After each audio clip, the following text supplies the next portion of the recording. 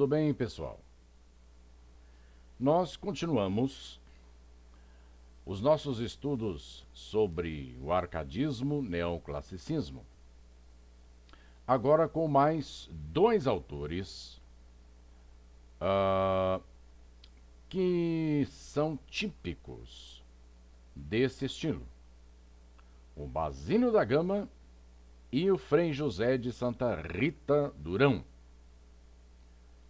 Comecemos com o Basílio da Gama. Notem nessa imagem que nós colocamos ali Basílio da Gama lírico. Lírico. Tiradentes, porque ele nasceu na cidade de Tiradentes, tá, pessoal? São José do Rio das Mortes, antigamente. Mas, enfim, Basílio da Gama lírico, porque embaixo nós já temos o estudo do Basílio da Gama épico. Épico. Mas comecemos pelo lírico primeiro. O Basílio da Gama, pessoal, ele, assim como todos os autores do arcadismo, ele vai fingir ser um pastor que mora no campo com a sua pastorinha, a sua amada, num local idealizado como a Arcádia grega. E nesse caso, o Basílio da Gama finge ser o pastor Termindo Cipílio, o nome é esse mesmo, Termindo Cipílio, e a amada é a Marfisa. Marfisa. Nome, digamos, bem expressivo, né? Devia ser muito bonita a moça. E aqui nós temos um soneto de forma clássica, típico, decassílabo, rimado, em que o Termindo Cipílio, estando num lugar muito bonito, num local bucólico, campestre, está tudo muito bem, árvores, passarinhos, e ele vai convidar a amada para aproveitar a vida, porque o tempo passa muito rápido. Ele diz para ela: olha, agora você está muito bonita. Os olhos brilham como estrelas, o seu cabelo é lourinho, muito bonito, as faces não estão enrugadas, estão lisinhas, mas daqui a algum tempo a situação muda. Ou como diz Camões, mudam-se os tempos, mudam-se as vontades, muda-se o ser, muda-se a confiança. Todo mundo é composto de mudança, tomando novas qualidades. Pois é o que ele vai dizer aqui. E ele então convida insistentemente a amada para curtir a vida, aproveitar a vida, é o carpe diem, antes que o tempo faça um estrago de roubar o corpo às forças e ao semblante à graça. Vamos dar uma olhadinha no texto, pessoal? Diz ele: já Marfisa cruel, ao nome da moça aqui, me não maltrata saber que usas comigo de cautelas, que ainda te espero ver por causa delas arrependida de ter sido ingrata. Você vai se arrepender de não aceitar os meus amores, a minha insistência.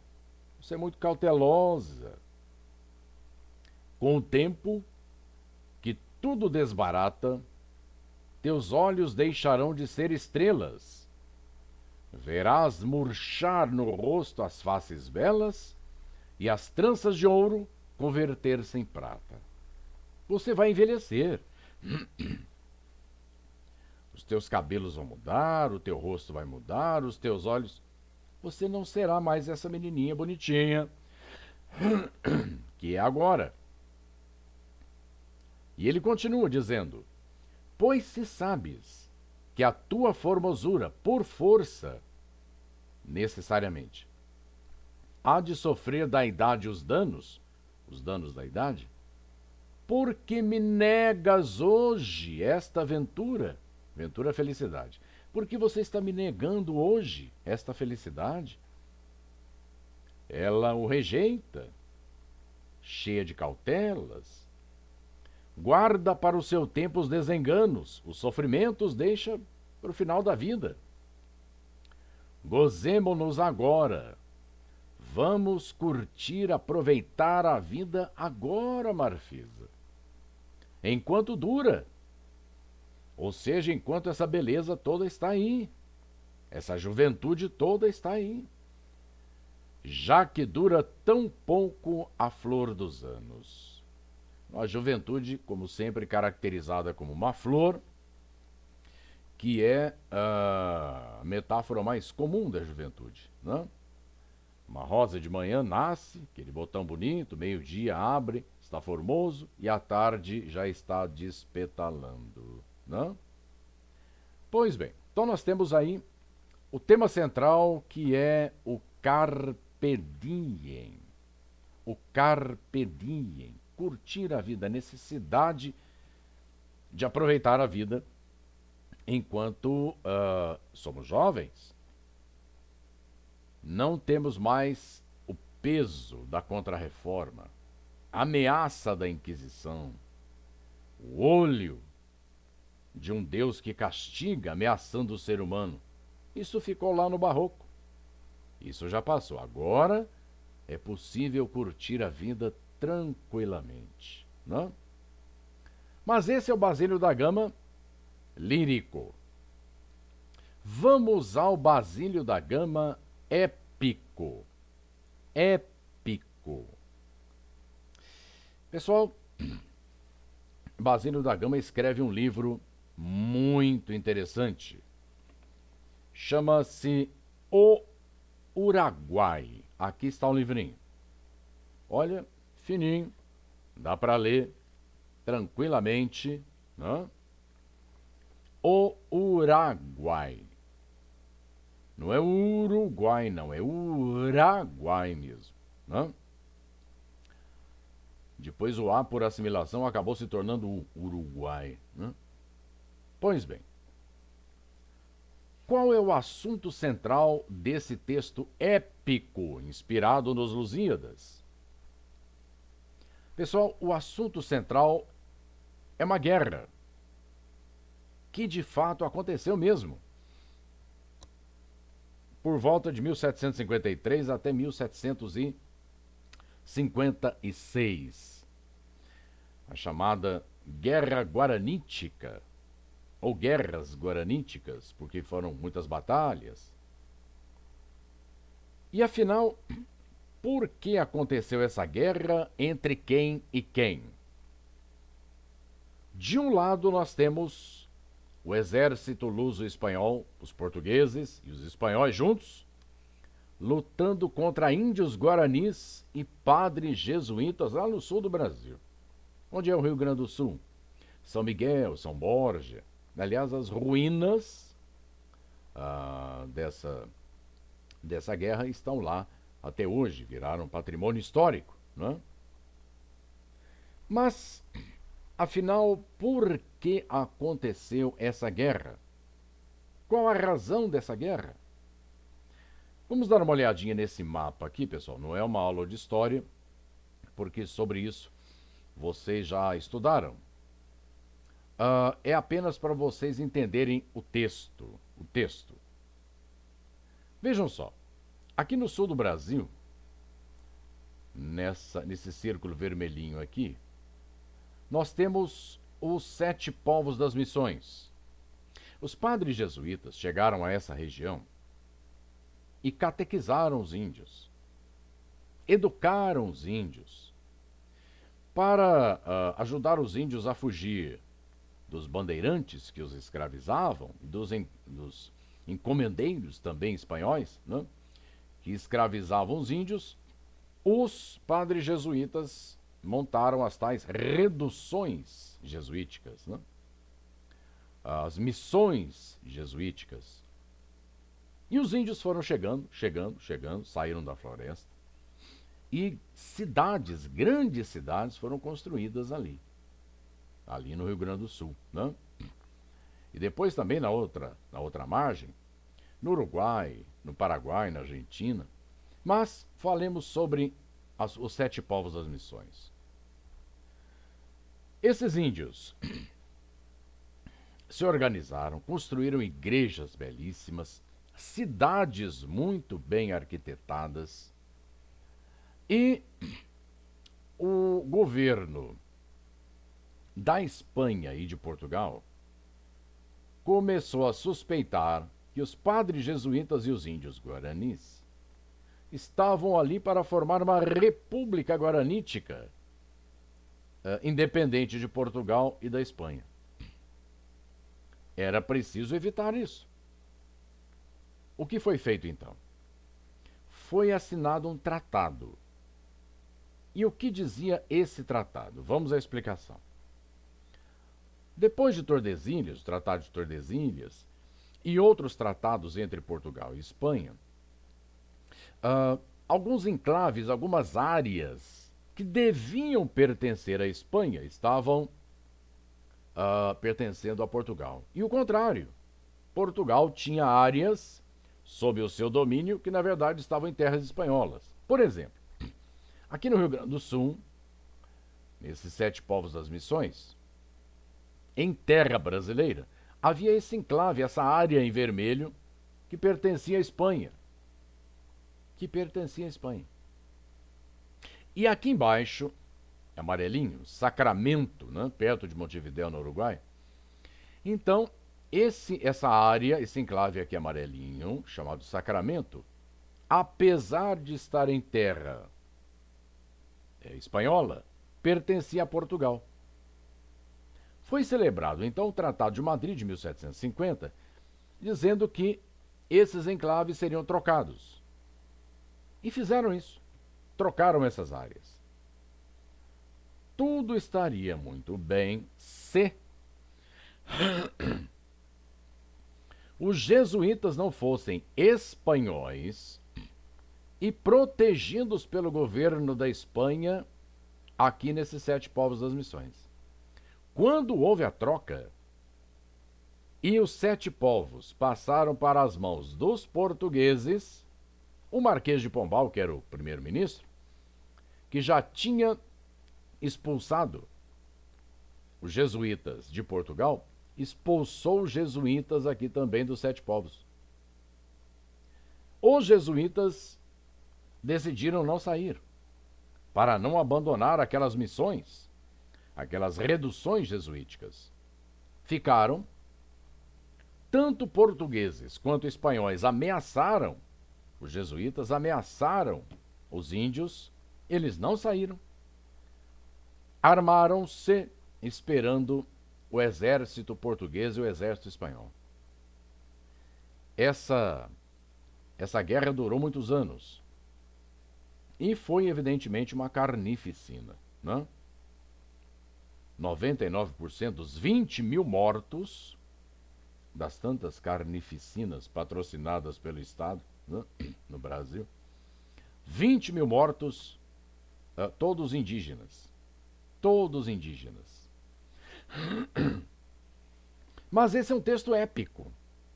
Texto épico é aquele que tem um herói.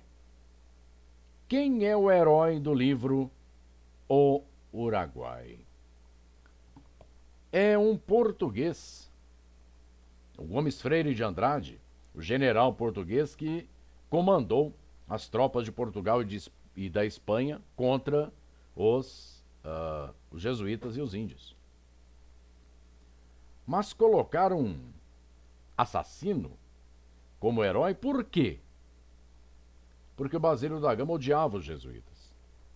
Vai colocar os jesuítas como os vilões e o Gomes Freire de Andrade como o herói do livro, né? Como herói do livro.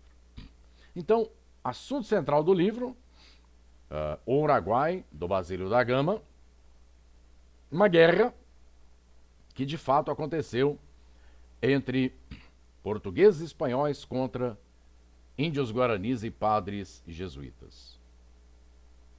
Mas esse livro aqui, pessoal, é inspirado nos Lusíadas.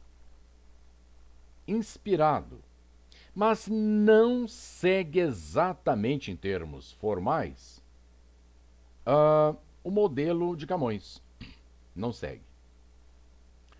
Lá nos Lusíadas, vocês devem se lembrar, nós temos uma estrutura rígida, fixa, em que cada estrofe possui 8 versos, são oitavas. Os versos são todos decassílabos, rimados. Lembram-se do esquema de rimas? AB, AB, AB, CC. Pois bem, inspirado nos Lusíadas, mas não copiando os Lusíadas, o Basílio da Gama começa o livro. Aqui nós temos exatamente o início do livro Uruguai, falando sobre os corpos dos índios, nas praias, a matança patrocinada por Portugal e Espanha. Diz o texto: fumam ainda nas desertas praias lagos de sangue tépidos impuros, em que ondeiam cadáveres despidos, pasto de corvos. Dura ainda nos vales o rouco som da irada artilharia. Musa, honremos o herói, que o povo rude subjugou do Uruguai, e no seu sangue dos decretos reais lavou a afronta. Ai, tanto custa a ambição de império. Esses versos, pessoal, possuem 10 sílabas métricas? Sim, são decassílabos. Fumam ainda nas desertas a 10. São 10 sílabas métricas. Mas esses versos são rimados? Não. Observem o som final da última palavra. Praia, impuro, espinhos, vales, artilharia. Os sons não coincidem, não são rimados.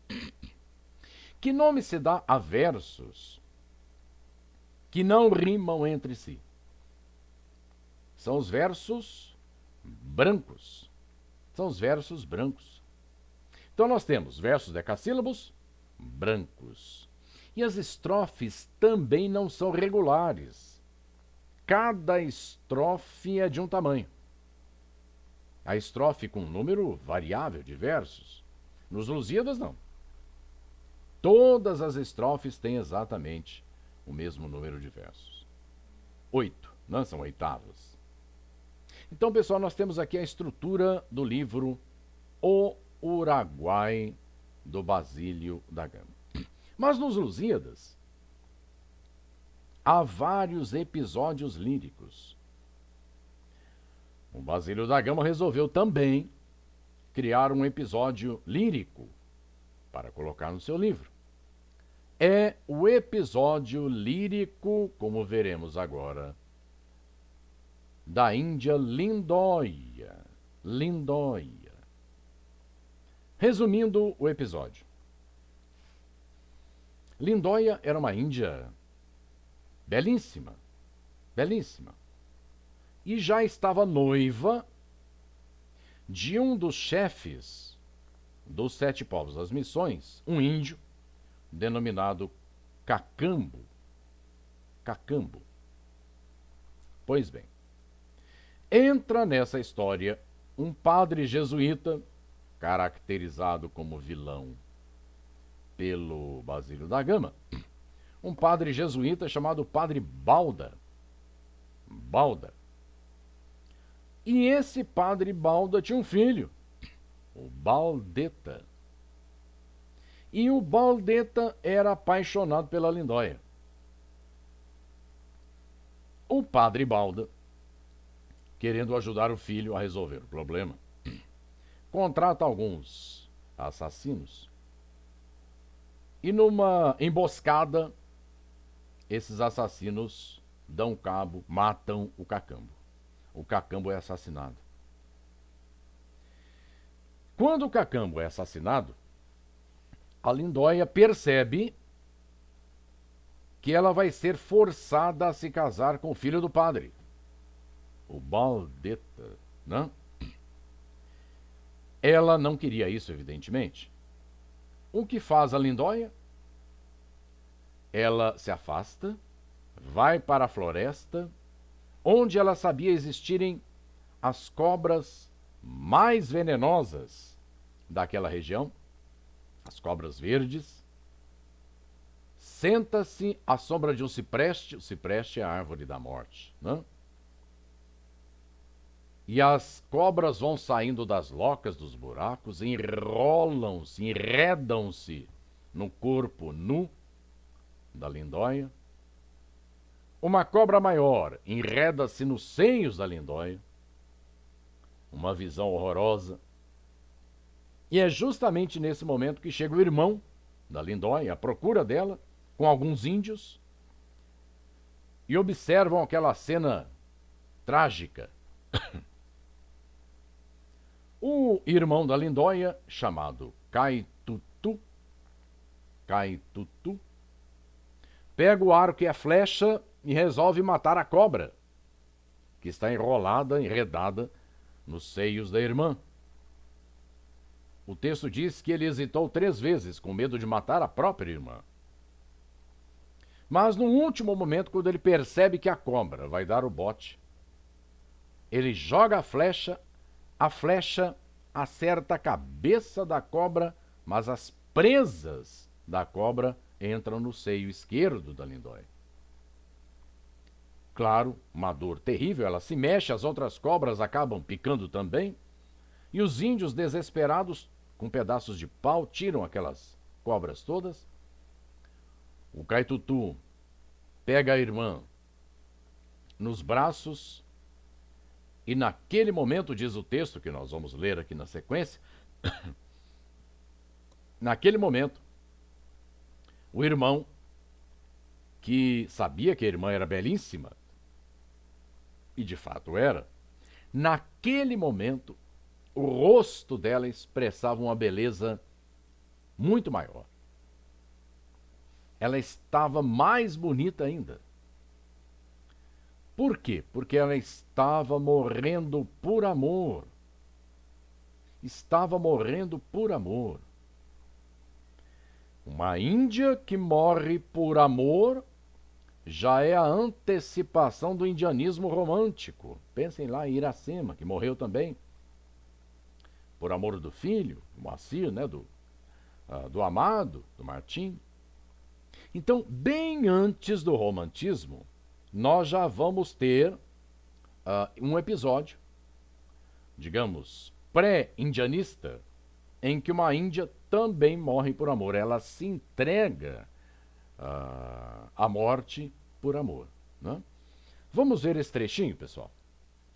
Aqui a gente tem a imagem, né, da lindóia, a flecha do irmão, as cobras, e ela já desfalecendo.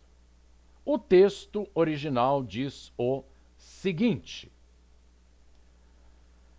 este lugar delicioso e triste, cansada de viver, tinha escolhido para morrer a mísera lindóia. Descobrem, aí pula-se um trechinho, estou pulando alguns trechos, pegando aquilo que é essencial. Descobrem, os índios, descobrem que se enrola no seu corpo verde serpente. Ele passeia e cinge pescoço e braços e lhe lambe o seio. Pessoal, se a gente quisesse aprofundar um pouquinho, poderíamos destacar 3 tipos de aliterações que sugerem a cobra se aproximando, a cobra se enrolando e a cobra lambendo o seio da lindóia. Vejam, a literação do R, da sibilante, da S, né? Cobra faz S, né? Da sibilante, e também do LLH, que sugere o seio sendo lambido pela cobra. Descobrem que se enrola no seu corpo verde serpente. Ele passeia e cinge pescoço e braços e lhe lambe o seio. Notem então como o autor, Basílio da Gama, trabalha a aliteração, as aliterações, para sugerir essa aproximação, o enredar da cobra, o enrolar da cobra e o lamber do seio da Índia, né? Mas o texto continua dizendo: enfim, sacode o arco, o caitutu, sacode o arco e faz voar a aguda seta, que toca o peito de Lindóia e fere a serpente na testa e a boca e os dentes. Só que no caso, a boca e os dentes penetram no seio da Lindóia. E aí no finalzinho diz o texto: ainda ela, a Lindóia, ainda conserva o pálido semblante, um não sei quê de magoado e triste, que os corações mais duros enternece, tanto era bela no seu rosto a morte. Vejam que lindo verso final. Tanto era bela no seu rosto a morte. Né? Muito bem. Aqui nós temos um paradoxo. Né? Morte e vida seria uma antítese, mas a ideia da morte normalmente traz uma ideia do horror, do trágico, né? Mas aqui é da beleza, não um paradoxo. Pois bem, pessoal, nós temos um breve comentário sobre o Uruguai do Basílio da Gama. Mais ou menos na mesma época, um outro autor, um frei, um padre, Frei José de Santa Rita Durão, vai publicar esse livro aqui, o Caramuru. Caramuru. Frei José de Santa Rita Durão, o Caramuru. Vamos comentar algo sobre este livro. Caramuru trata do quê? Qual é o assunto desse livro Caramuru? Pessoal, dá para ler também tranquilamente o livro fininho, né? Muito interessante, vale a pena a leitura. Esse livro é uma mistura, uma fusão de história mesmo, e um tanto de lenda. Vamos tentar resumir isso tudo para vocês. Por volta de 1510, isso aconteceu mesmo, por volta de 1510, veio para o Brasil um português chamado Diogo Álvares Correia. E, segundo a história, o navio onde ele estava parece ser um navio francês. Esse navio acabou naufragando ali no recôncavo baiano, né? Na Baía de Todos os Santos, numa área chamada Rio Vermelho. Uma tempestade à noite, uma tempestade terrível, o navio emborcou, o navio virou e foi afundando e morreu todo mundo, menos ele. Quando o Diogo dá por si, ele estava numa praia, essa praia do Rio Vermelho, né? E ele descobre o tamanho da tragédia, morreu todo mundo, sobrou ele. E ele ainda vai ao navio e consegue retirar, antes que o navio termine de naufragar, ele retira alguns objetos, dentre esses objetos, um arcabuz, uma espingarda.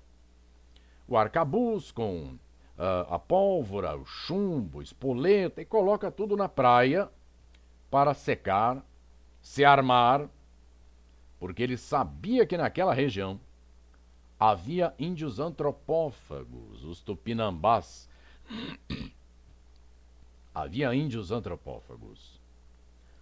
Quando ele já estava praticamente com aquilo tudo seco, ia armar a espingarda, o arcabuz, chegam os índios, cercam o Diogo e resolvem levar o Diogo para o almoço, né? E o almoço seria ele. Pois bem, o Diogo está indo com os índios quando um dos índios resolve jogar uma flecha e acertar uma arara que está no alto de uma árvore para retirar-lhe as penas e fazer um cocar, um enfeite. Mas o índio não consegue. Os outros índios acham muita graça daquela situação e o Diogo, através de sinais, resolve dizer aos índios que ele vai buscar a arara para o índio. Os índios acham mais graça ainda e soltam o Diogo. O que faz o Diogo então? O Diogo vai armar aquela espingarda, aquele arcabuz, dá um tiro na arara, acerta a arara cai, mas caem também pelo chão os índios, porque aquela pólvora recém-seca produz um estampido, um barulho enorme, um fumacê danado. Os índios se assustam com aquilo e se ajoelham gritando caramuru, caramuru, caramuru. Caramuru, em Tupi-Guarani, significa o filho do trovão. Eles acharam que o Diogo era o filho do deus trovão. E começaram a tratar o Diogo, evidentemente, se ele é filho de um deus, ele é Deus. E o Diogo vai ser levado para a tribo, agora não mais como refeição, mas ao Diogo vai ser oferecido o que há de mais precioso na tribo: as virgens. Imaginem a situação. E como ele era filho de um deus, portanto Deus, ele não poderia falhar, né? Mas o Diogo acabou se envolvendo com uma índia, que era filha do chefe Taparica. Uma índia muito bonita, chamada Paraguaçu. Paraguaçu. Pessoal, no original nós temos Paraguaçu com 2 S's, mas hoje é com cedilha, né? Depois da reforma ortográfica de 43, nós temos Paraguaçu com cedilha. Pois bem, mas então o Diogo se apaixona pela filha do chefe, a Paraguaçu, ela também se apaixona por ele, e os dois se casam numa cerimônia indígena. Tornam-se marido e mulher. Mas eis que surge uma outra índia que também se apaixonou pelo Diogo, perdidamente. Nome da índia, Moema. Moema. Mas o Diogo escolheu a Paraguaçu. O que fazia uma índia quando era preterida, quando não era escolhida? Ela se oferecia como escrava daquela que fora a escolhida. Belo costume, por sinal. Mas enfim, ela se ofereceu como escrava. Era ela que preparava a cama para o Diogo e a Paraguaçu dormirem. Que desprendimento de alma, né?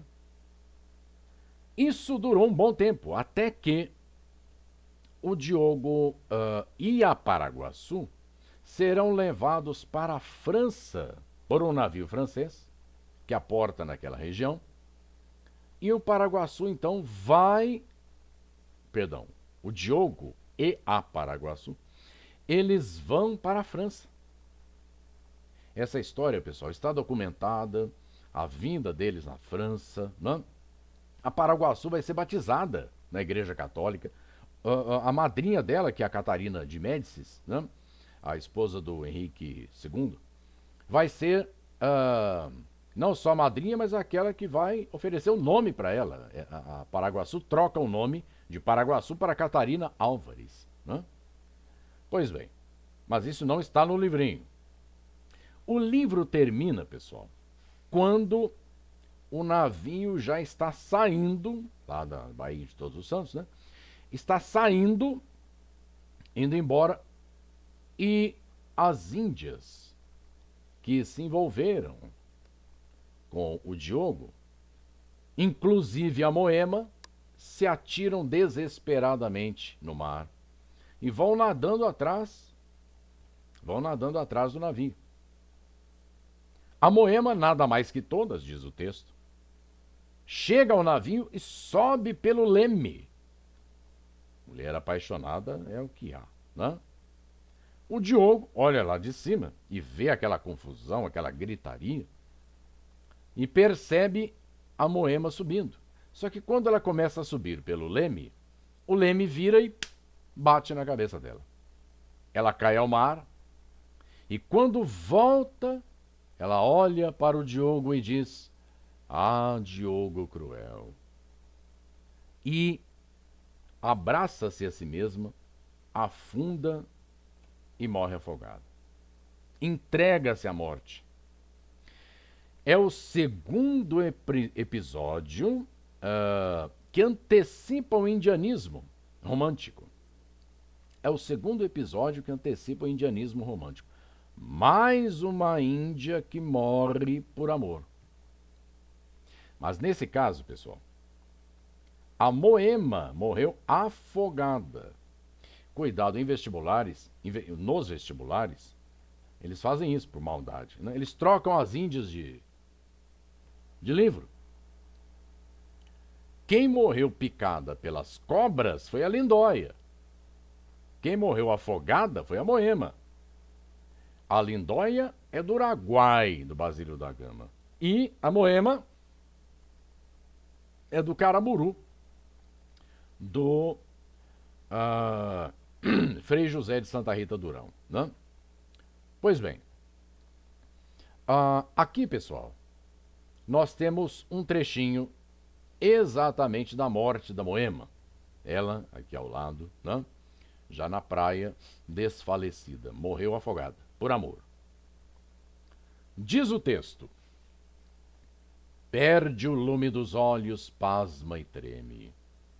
Pálida cor, o aspecto moribundo, com mão já sem vigor soltando leme, entre as salsas escumas desce ao fundo. Mas na onda do mar que irado freme, tornando a aparecer desde o profundo, ah, Diogo cruel, disse com mágoa, e sem mais vista ser, sorveu-se na água. Morreu.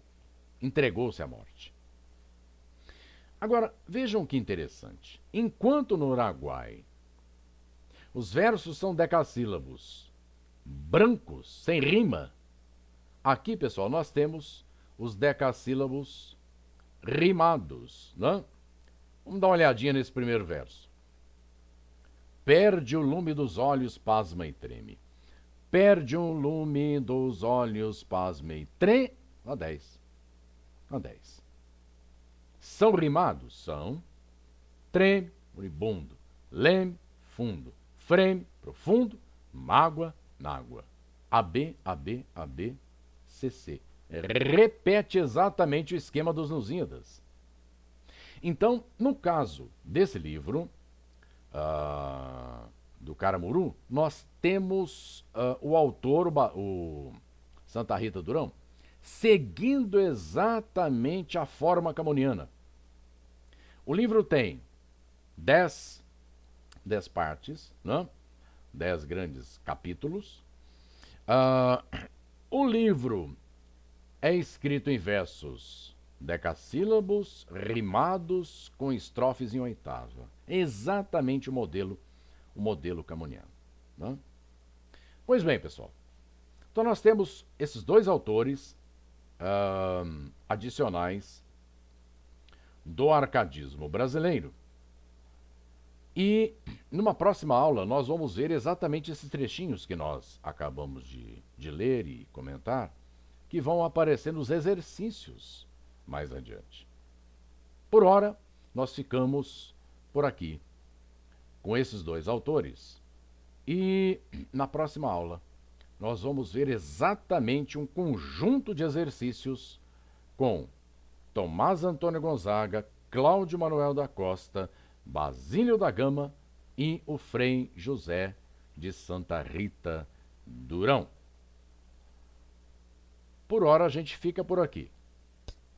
Até a próxima, pessoal!